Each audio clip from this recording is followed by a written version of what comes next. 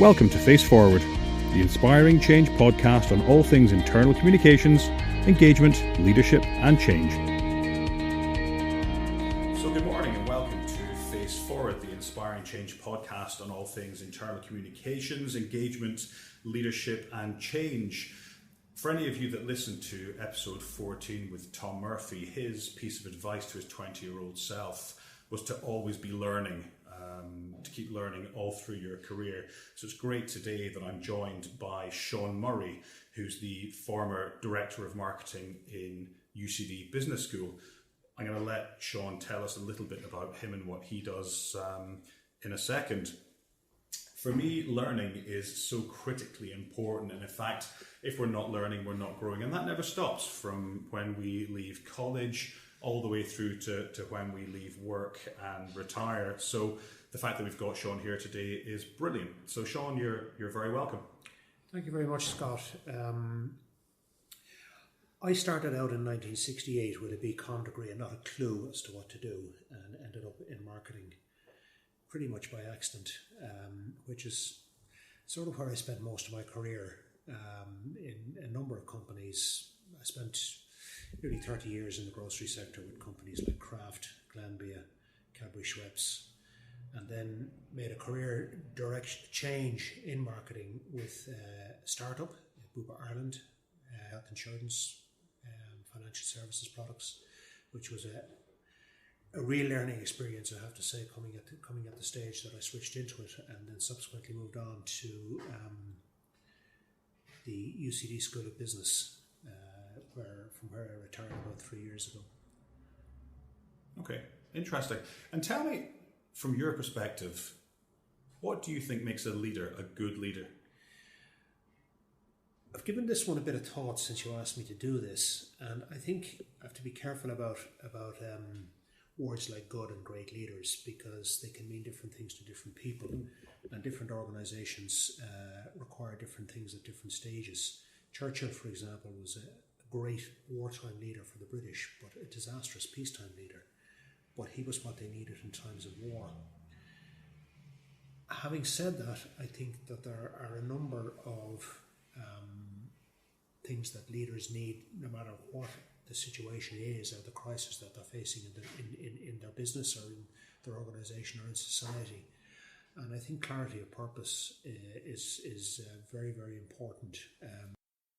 Knowing exactly where you're bringing the organisation, where you're bringing the team, where you're bringing the country, whatever your leadership role is, knowing where you're going and communicating that, I think is tremendously important.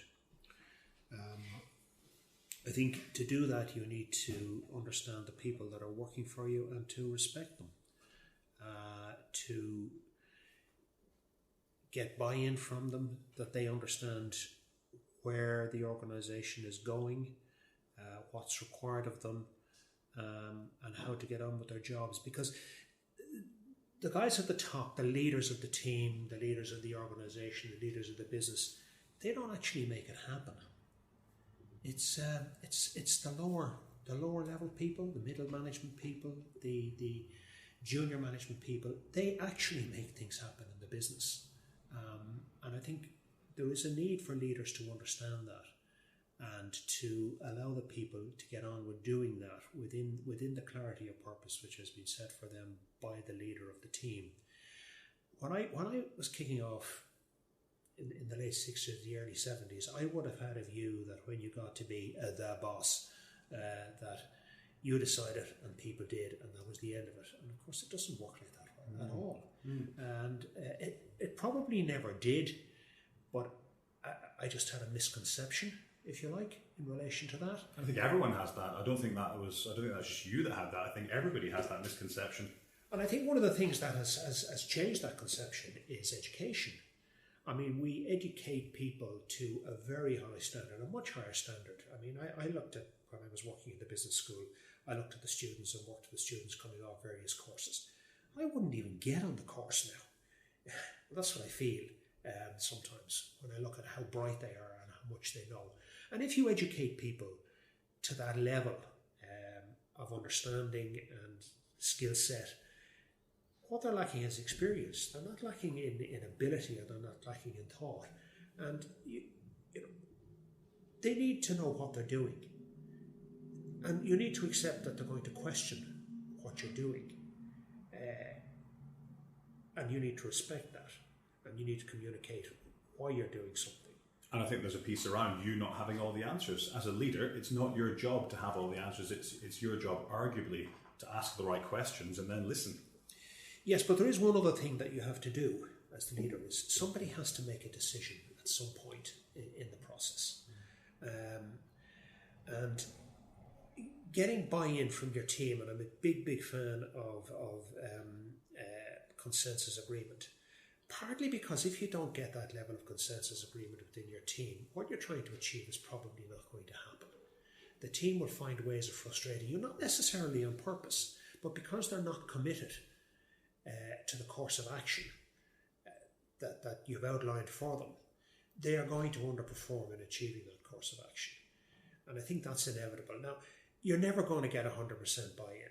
That just doesn't happen. But you need a critical mass of buy-in, which when you're working with academics, there's probably about 50 to 60%. But in a non-academic environment, I think about 80% is probably done. But the leader has to have cognizance of the sort of time frames that are involved in what's going on. And at some point has to say, we've got to decide.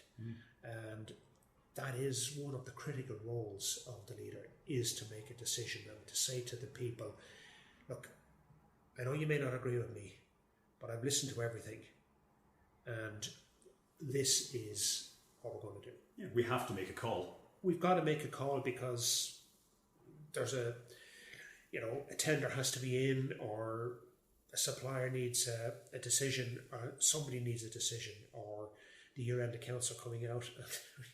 We've got to make the money. We've got to hit the targets, and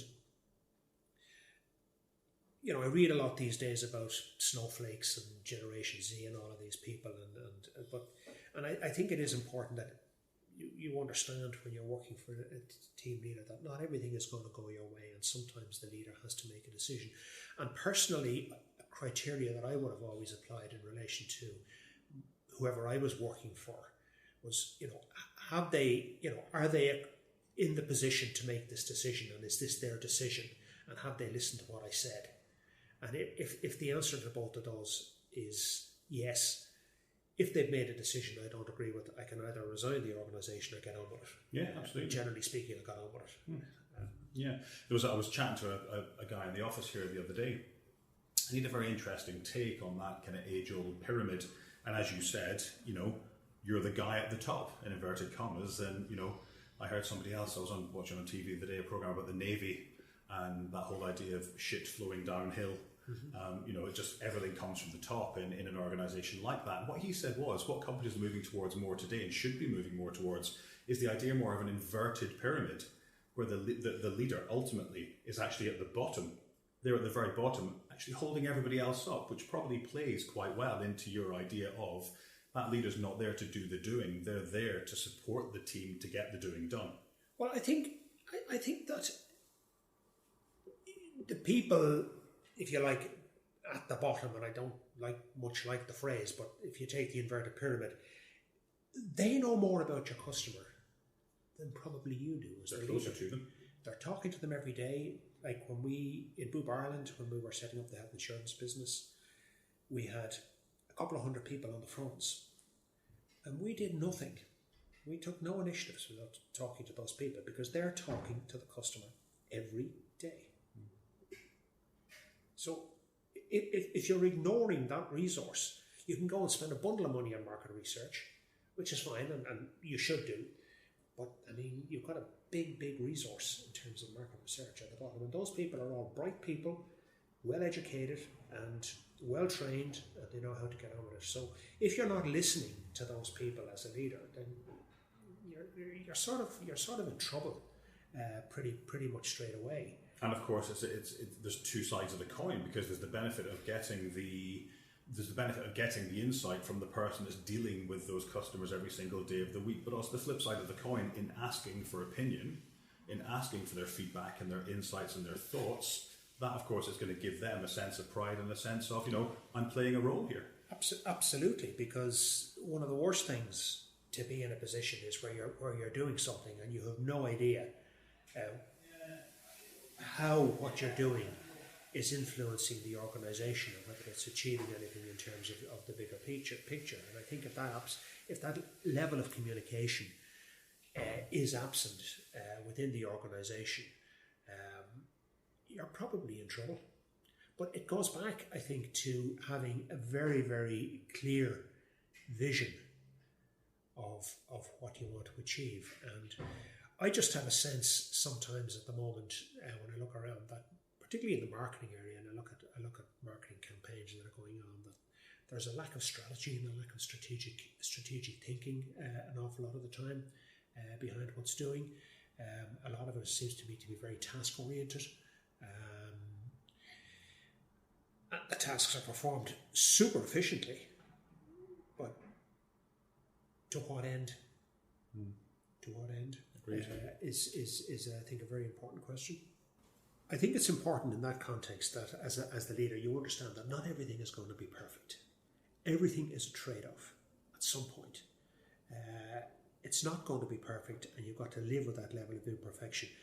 Of course you're going to try and minimise it. That's part of your role. But it's going to be there, and everything is a trade-off. Agreed. You caught me mid-swallow of coffee there when you finished up. Thanks for that. So tell me, in terms of the role of the leader in creating a more engaging workplace for the team, and I've said this on many podcasts before, that I think engagement has become a bit of a dirty word. It was the new big shiny thing that everyone was talking about. And for me, it's very much just about leaders creating a better place for their employees to want to come to work, to feel as though they can give more of themselves, and to be more aligned with that purpose that you were absolutely spot on about earlier on. What do you see as a role of a leader in creating that engaging workplace? Well, I think that the personality and style of the leader sets the tone for the organisation, for the team, or for the organisation, or whatever it is that the leader is leading. And I think if as a member of that team you're dissonant with that general tone and style, you've got a problem, and you need to recognise that. And different people can succeed in different ways in different organisations. I worked in one organisation many years ago, and there was an individual who, frankly, was a bit of a joke, even though operating at senior level within that team, and didn't have an awful lot of respect. That individual left the business, went elsewhere, and was extraordinarily successful and did very, very well. Much better than most of us that he left behind, frankly. But horses for courses, different organisations at different times. It goes back to what is required of the leader within the team at the time. But to address your question more centrally, I'm a big fan of management by walking around. Emails, text messages, phones, internet, make things a lot of efficient, but visibility of the leader, I think, is terribly important. Management by walking around, I've heard it called. Emails, text messages, internet, all can help efficiency, but nothing beats the personal touch of the leader, and just to be seen around the place, face to face. But that requires the leader to understand the people that are on his or her team, knowing when their birthdays are, knowing if they've got a problem at home, knowing if a child has been sick, knowing if they've been on holidays, asking about that. You hear frequently mentioned that people shouldn't bring their personal problems to work. Total rubbish. How can you not? Yeah. You're not. If you don't bring your problems to work, you're not bringing your whole self. And if you're not bringing your whole self to work, you're not going to be able to do as good a job.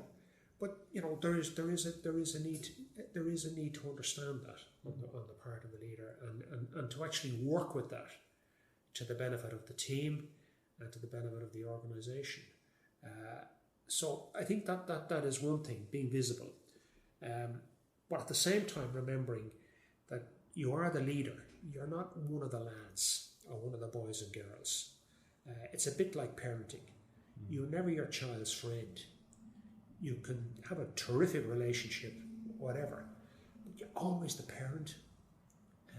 There's always a different dimension that is there in the relationship, and you've got to remember that.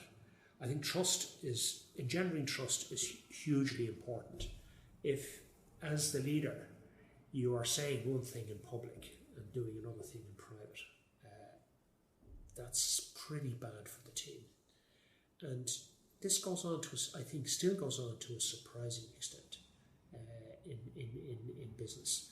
And there's no point in thinking, particularly, there never really was any point in thinking that, well, it's private, nobody will know. They will always know. And people in organisations always know. And if they don't actually think they know, they'll just make something up. Yeah. Yeah. They always know. So the sort of level of openness and honesty and engendering trust. And that could extend as far as saying to somebody, look, I can't actually tell you what's going on right now. One or for two reasons. One, because it's sensitive and I can't actually tell you, because it's not that I don't trust you, but really I just can't. Yeah. Or secondly, because I actually don't know myself. And I think that, because if you don't do that sort of thing, people will make up their own stories. Of course. And I think that level of honesty engenders a sense of trust and engenders that sense of team, that sense of camaraderie between a leader and the members on that team. And definitely don't lie. You'll always be found out. Always, I agree. I couldn't agree more. I think it's interesting, just even having gone through this, when you look back at the David McLeod report from 2009, Engage for Success, on engagement, the four things that he said drive engaged teams are: one, a really engaging narrative, a common purpose; two, having really engaging leaders; three, having employee voice; and four, having integrity. And all of those things are the four things that we've just been talking about for the past 10 or 15 minutes. Absolutely. And it's nowadays, I think the big problem in relation to not being honest is not that other people in your organisation will find out. They would have always found out, and they will find out. But in these days of emails and internet, and nothing ever goes away, your customers are going to find out. The public will find out. And they always do, and it continues to amaze me, the number of scandals that hit the media. And you say, why do those people think they could write that sort of thing and nobody would find out? Yeah. Are they nuts? There's always somebody with a recording device or a camera or within a few yards. So more so than ever, I think. And it's become, I think, another huge strand for marketeers in particular to watch out for is the impact of reputational damage. Which is, well, it was always there. If we go back to the Gerald Ratner days back in the 90s, the prawn sandwich. Yeah, but I think it's even more with social media channels, with all of that. It is more important now than ever that you've got that level of honesty and openness, and that you maintain the vision and you stay true to the vision as far as you can. But I would go back and go over something that I touched on earlier, which is leaders lead, and you're not always going to be able to be nice to everybody all the time. Yeah. And sometimes you have to take decisions that are going to upset people and might even hurt people. But those decisions will be much easier for the people to take if they understand why it's happening and what's going on. I do worry sometimes today when that we have perhaps pushing the pendulum too far in terms of the softer skills. Hugely important, obviously, but sometimes hard decisions have to be taken, and that is the job of the leader. Like, it's easy to be nice, and if the job was easy, anybody could do it. It's because it's difficult that you need special people or people with something extra to make those decisions. And actually, that's particularly pertinent, I think, during times of change, when when people do need to take decisions and make decisions and do things that might not be particularly popular. And I think the whole piece you were talking about earlier on, of that whole visibility piece and management by being seen, and understanding that, you know, Sarah's got a sick dog and Jimmy's got a new baby and somebody else's mother's just got a cancer diagnosis or whatever it might be, but that knowledge that a leader has of their team is fundamentally important, particularly during change for me, because they can then take those leaders' corporate general messages and contextualize them for their teams in a way that makes them relevant. So I wonder, from your perspective, I mean, I guess you've seen lots of change through your career. What's been the role of leaders through that for you? Well, I think if you're looking at a change situation as a leader, you need to understand that the people, your team, your organisation is going to break down into three. You're going to have a relatively small group of people who are going to resist change. And that's a problem for you, because those people probably don't have a future in the organisation because they can't go with the change. You're going to have a relatively small bunch of people at the other end of the spectrum who are going to see the change and are going to embrace that and say, this is going to present me with opportunities, and I'm going to be in there banging on the door looking for that opportunity. They're the people, and you need to identify as a leader that group of people, because they're going to be your change advocates who are going to lead the changes that you want if you've got buy-in from them.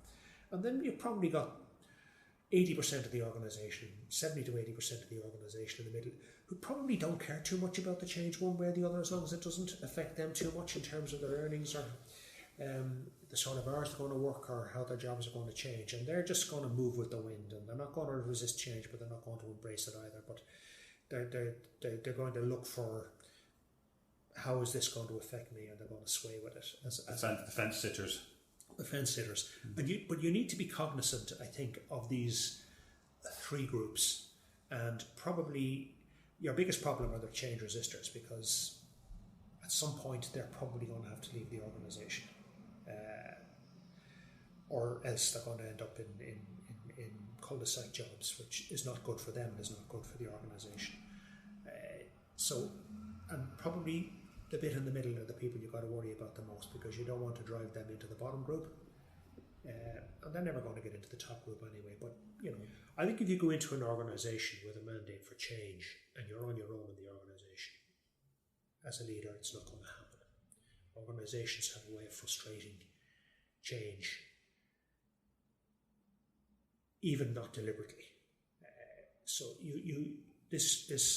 the 5% who want to embrace the change, or the 10% who want to embrace the change, are key for you, because they will be the ones that will make it happen. So you've got to convince them that your vision, and it's got to be based on the vision, that your vision is correct and the correct way for the organisation to go. This is why we're doing, this is where we're going, and this is why we're going. And these are by the way, and you also got to spell out, if we don't do this, this is what's going to happen. That whole idea of burning platform. Yeah, and it's you're going to be in trouble.